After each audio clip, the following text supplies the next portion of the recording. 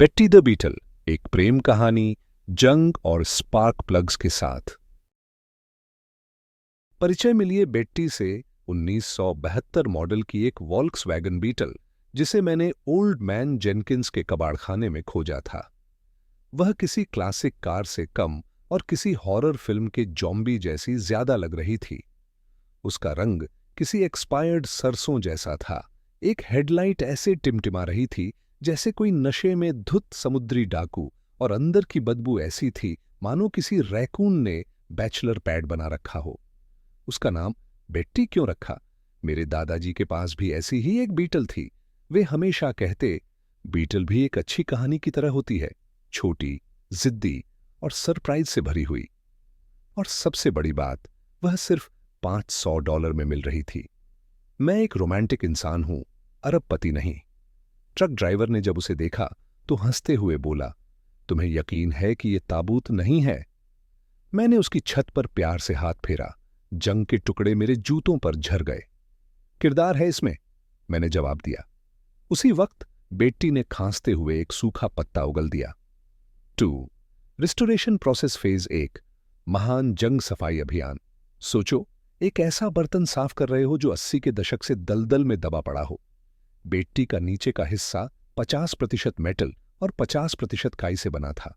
मैंने wire brush, सिरका और ढेर सारी दुआओं का सहारा लिया। मेरा गैराज WD-40 के मंदिर में बदल चुका था। एक बार एक बोल्ट टूटकर मेरी कॉफी मग में जा गिरा। बेट्टी का अपना अंदाज था कहने का, अच्छा ट्राई किया नए लड़के। फेज 2, पार्ट्स की खोज।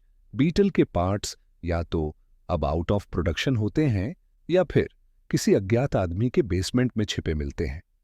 मैंने हफ्तों तक एक कार्बोरेटर की तलाश की। जब वह मेरे पास पहुंचा तो मैंने उसे किसी खोए हुए टेडी बियर की तरह गले लगा लिया। इंजन को असेंबल करना आइकिया के फर्नीचर जोड़ने जैसा था, अगर मैनुअल जर्मन में हो और पार्ट्स खुद के मन मुताबिक हरकत कर रहे हों। फेज 3, पेंट जॉब AKA इंद्रधनुषी डिजास्टर। मुझे सनशाइन येलो चाहिए था, लेकिन मिला हाइलाइटर वॉमिट। मेरा पहला पेंट ट्राई किसी बच्चे की फिंगर पेंटिंग जैसा निकला। मेरी पड़ोसी मार्ज ने चिल्लाते हुए कहा, तुम जोकर की गाड़ी पेंट कर रहे हो क्या? आखिर में समझौता हुआ। अब बेट्टी मैट ऑलिव ग्रीन में रंगी है, एक शेड जिसे मैं प्यार से सम्मानजनक गलती कहता हूं। 3. Break through moment. 3 महीने की मेहनत के बाद मैंने चाबी घुमाई। सन्नाटा, फिर एक हल्की सी खड़खड़ाहट, फिर व्रूम। बेट्टी जिंदा हो गई, एक बर्फीले तूफान में कांपते चिहुआ जैसी। मैंने खुशी से चिल्लाते हुए कहा, वो जिंदा है, जैसे कोई पागल वैज्ञानिक। मार्ज ने पुलिस को बुला लिया, पर यह सब 100% व्यर्थ था। इंजन की गड़गड़ाहट परफेक्ट नहीं थी, लेकिन अब यह बेट्टी की खुद की आवाज थी। मेरी आंखें नम हो गईं। ठीक है, मैं रोया, लेकिन वहां बहुत धूल थी। 4. आखिरी सवारी और सोच विचार। आज मैं और बेट्टी कोस्टल रोड पर निकले। उसकी स्टीयरिंग व्हील किसी वाइब्रेटिंग मोटल बेड की तरह हिल रही थी और उसका रेडियो सिर्फ AM गॉस्पेल स्टेशन पकड़ता था, पर कौन परवाह करता है। हवा मेरे बालों में थी, सनरूफ खुला था और वह पुराना इंजन बेसुरे अंदाज में गा रहा था।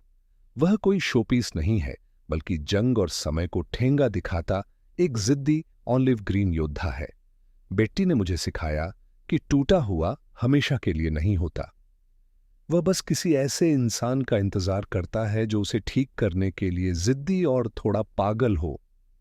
आज भी मेरे बालों से जंग के टुकड़े गिरते हैं, लेकिन मैं इसे किसी भी चीज से बदलना नहीं चाहूंगा। बेट्टी द बीटल, एक प्रेम कहानी जंग और स्पार्क प्लग्स के साथ।